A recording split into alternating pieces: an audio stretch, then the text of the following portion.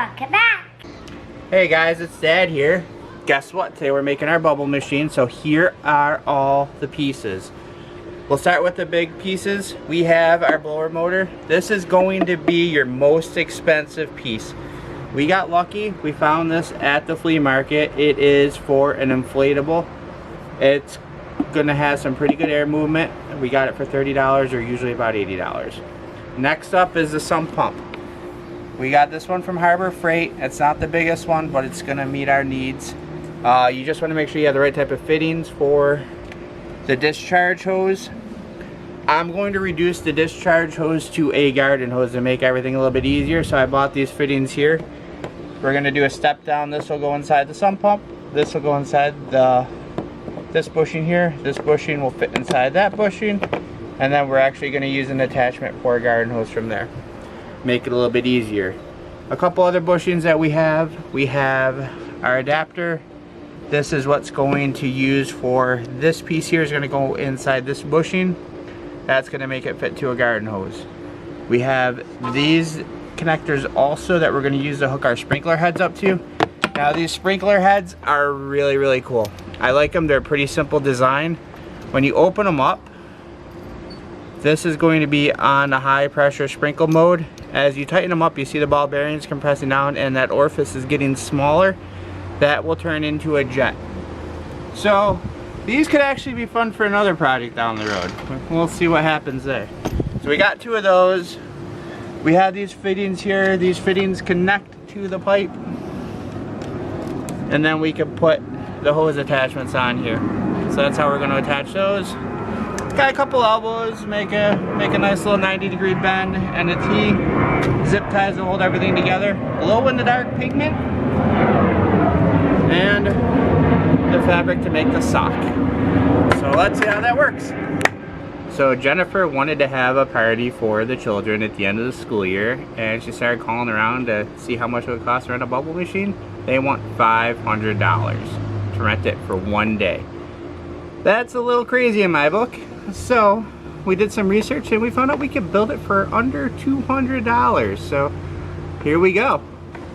Alright guys, we are making this for our daughter's channel, Ella Kate Surprise Me. So if you like what you see on this channel, make sure you watch the video of us having fun on that channel. Alright guys, so to start out, when I do a project, I try to do the hardest part first, because once we get the hardest part done, it's all easy. So hooking up the sump pump to a hose, easy. Hooking up a water supply to a blower, it's going to be a little bit more complicated. It's going to involve some cuts on this PVC. So I got my nice little Crayola marker here. So basically what I'm going to do, set this up here.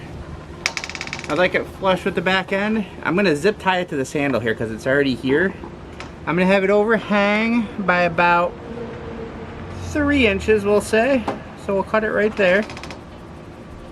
So once I get that cut, I'm going to drop an elbow down in front of it, and then make the T and have it go off on the sides. Alright guys, we got the pipe cut. I realized when I was cutting the pipe that this is going to get messy, so I went and put a work shirt on just so that way I don't ruin a nice shirt. So, pipe's cut. I'm going to put the first fitting on. This is going to be your PVC primer. Realistically, could you get away with just using cement? It's not an actual plumbing fitting in the house, so I don't see why not. So I'll put a little bit on here to let that dry. This stuff will stain your clothes and your hands, so try not to get on either one. You don't have to put it on the end, but I like doing it just because. And then close the lid. This lid was stupid tight, but that's probably, so we'll let this dry for a few seconds. It usually dries pretty quick. And we'll put the cement in. The cement I'm only going to put inside the fitting. Ooh, it's blue. And the nice thing about them being different colors, you'll know if it's on or not. So if you look inside that fitting, not sure where the focus point is.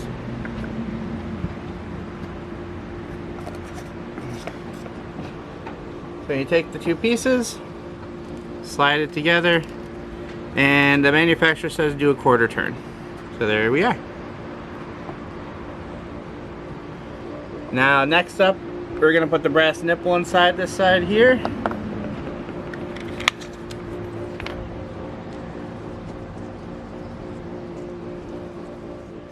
Alright guys, so we're going to put the Teflon tape on the brass nipples. Teflon tape usually rips pretty easy, and it did. This is just to help prevent any leaks. Understandably so that this is going to make a mess, but that's alright.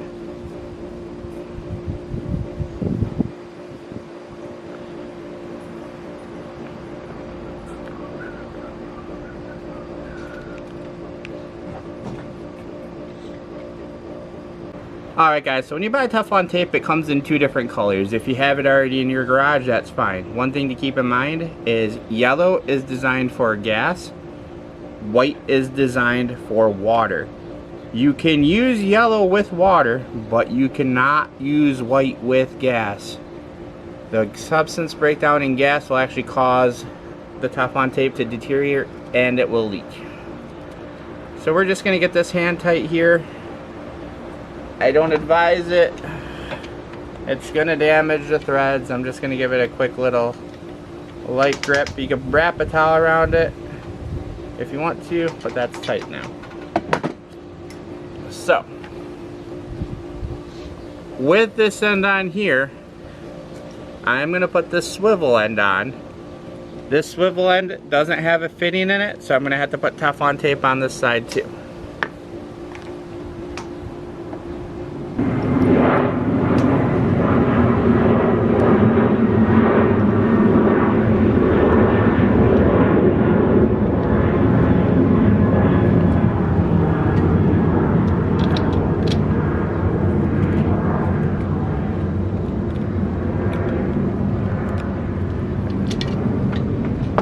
So when we go to hook our hose up, this piece here has a O-ring, a gasket, or a rubber seal, whatever you want to call it, so we will not need to use any Teflon tape here.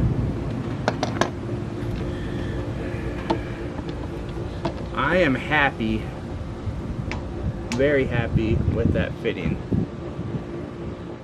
Alright guys, so our next step, we're going to start working on our downspout, which really isn't going to be that big. I'm probably just going to cut off enough to put a piece here and then put the T on, so it's really not going to be that big. So when it comes down to our blower, our output is very small. You could have some that have up to a 10-inch blower on them, so you could adjust this to whatever size you will need. For our purposes, I just need it small enough where I could put this on a little bit of an angle here and get these in front and then put the T-bar on. So I'm gonna go cut this down about 2 inches. I'll be right back. Alright guys, so one thing to keep in mind, we are using chemicals, we are using power tools. As always, this is for entertainment purpose only. Do not attempt to do this unless you are skilled, and kids, please do not do this without parental supervision. Alright guys, so I'm back from the garage. I just cut this down with the miter saw. Pretty easy task. Now, this isn't any type of plumbing, so we are taking a couple shortcuts on it. We aren't using the cleaner, we aren't using the primer, so we're just making it, it's gonna work for the yard. That's all we need to do. So I'm gonna glue these pieces together real quick. Now, since I already have this out, this is gonna dry relatively quick, so I'm just gonna put this on where I need it to. Alright guys, I got the elbow on. Now I'm gonna do this little downspout. If you notice, I'm only doing the glue inside of the fitting. That way we could kind of keep it controlled so it doesn't leak everywhere. And I forgot to do primer on this piece here, so we'll just dab this with a little bit of primer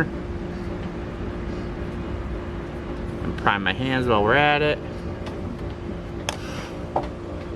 So yeah, this is why we changed. So now that this is in, we can go ahead, put that piece in, push, and once again, not the best tool for plumbing, but that's in there tight.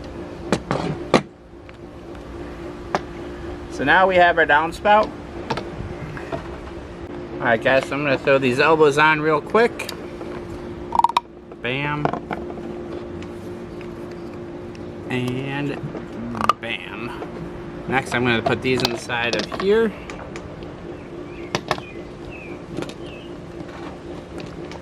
The next step, I'm gonna have to cut off a little piece of the nipple here so that way I can attach these guys to the end here.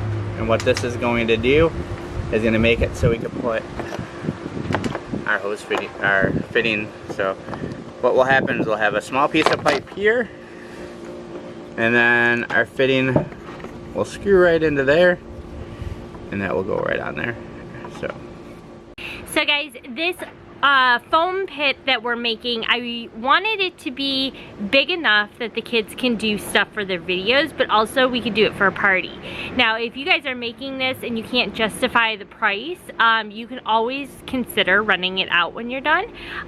Like I said, or Jeff had said, that it was $500 to rent one from an inflatable, you know, party company.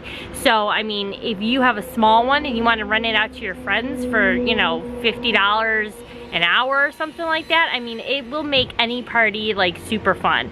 And there are color pigments that you can get, and I also did see that you can actually end up putting some glow-in-the-dark stuff in there, so you can do it for an evening party. This is not just for kids.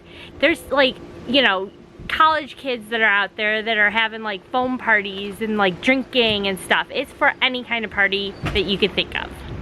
Alright, so I just cut 2 little pieces.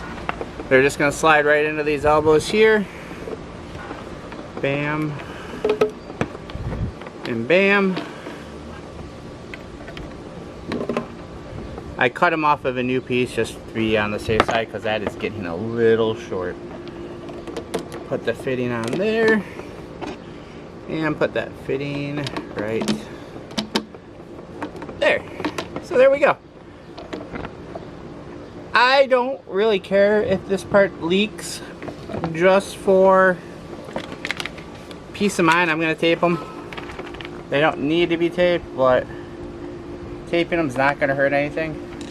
So I did watch a couple other YouTube videos on this. In that video, they used parts from Amazon. These are from Home Depot just because it's right down the street, and this is a spur of the minute type deal, and we didn't want to wait till next weekend to do this because it is warm out this weekend. And by warm, it's 85 degrees in upstate New York, which that's a pretty warm day for us. Alright guys, so one thing about this, we didn't put a swivel on and nothing's glued into place beyond here. I knew I would need at least this piece here, so I glued everything up. Everything from the T down and out is all just hand tight dry fits, that way we can test it. Looking at it, a couple things that if you had a bigger blower, one thing you could do is they make swivel pieces where you could actually rotate them on here. They're not that expensive, it's just a hose end swivel. Another thing that we could do, if there's too much water coming out, I could back this hose piece off and I could put an ball valve on there where we could just use the lever and open it up. So that way it will restrict the flow of water. So if we have too much water coming out, there's options. So this is where we're at. I'm happy with this piece here. Going from the sump pump, that's literally going to take 2 minutes to put that piece together. So we'll move on to that one now. Alright guys, we finished up the nozzle. So now we're going to go to the business end of it where we get the water from our reservoir. So this is going to be our basic Harbor Freight submersible pump or sump pump. It is 1/4 horsepower. It is designed for clear groundwater. We're going to be using water out of a hose, so that's going to be fine. We don't have to worry about contaminants in there or any hard product. We're going to be throwing some dish soap in it, so that should be fine. We did not get the protection plan. It's going to move 3,000 gallons of water per hour. So we have a 22-gallon garbage can. That's going to empty out in probably about 5-10 minutes, which hopefully should make us enough foam relatively fast. And then this also, so we don't have to put this right next to the machine, like right next to where the foam pit is. So we could have this right next to the hose because this is designed to move the water 22 feet. So it's kind of nice where we could put this in one spot and have the blower set up in another spot. So if you are on a restricted circuit, you don't have to plug both of these in right next to each other, so you don't have to worry about extension cords and stuff like that. So it's going to be a little bit safer in that aspect as well. So we are going to take our 1 1/4 NPT. That's going to get screwed into here. This I don't care if it leaks at all because this is all going to be submerged in water. So I'm just gonna thread it on once it gets tight. You don't want to over tighten them and crack the plastic. And the other nice thing about using a submersible pump like this, it has a float. And what this is, there's a switch in here. So once this gets pushed up about that high, it's gonna turn itself on. Once it hits a certain level, it's gonna automatically turn itself off. That way we don't have to worry about the pump burning up. And take the next fitting. Bam, bam, bum, bum, bum.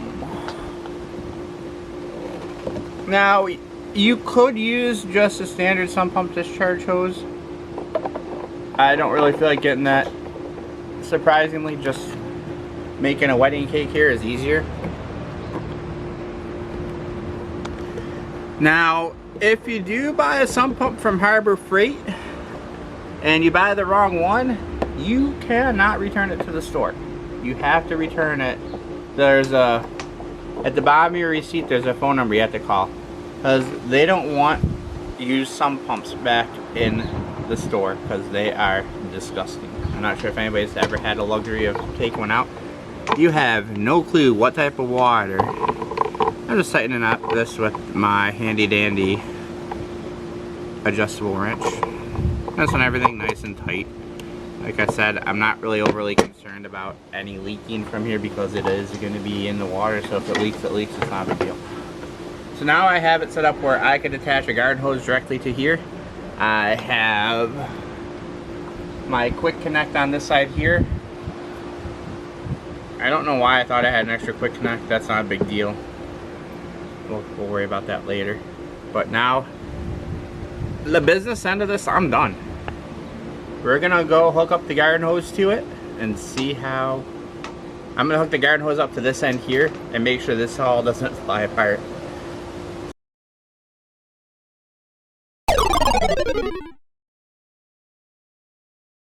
Alright guys, so we have a 20-gallon bucket that we're going to use, and we want the soap level to be at about 1.5%.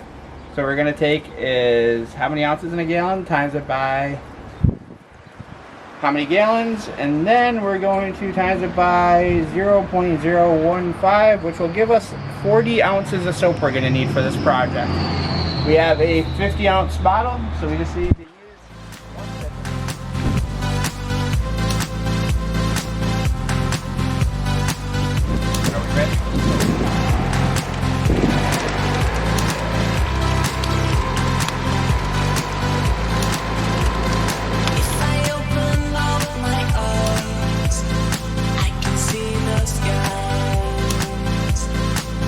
Guys, so I have the tank on the other side of the house. We're going to set the blower in the backyard. Which fabric should we use first?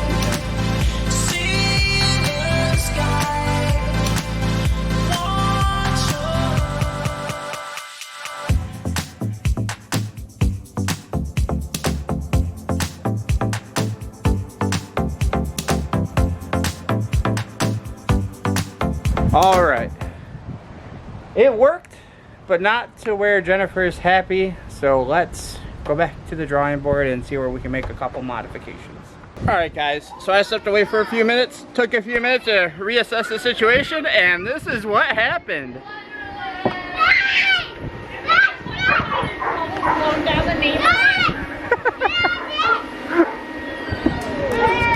We have bubbles going everywhere. And I got a There's Bryce. I got a bubble ball. There's Levi. He's dead. Oh, my bike's getting a bath. I'll have to take a bath tonight. I don't worry, I almost just fell off. We should let Oakley out. How many bottles of silver have you gone through? Sick. Jennifer, what are you doing? I'm raking. Raking what? The snow? Yeah. Winter in June in Buffalo?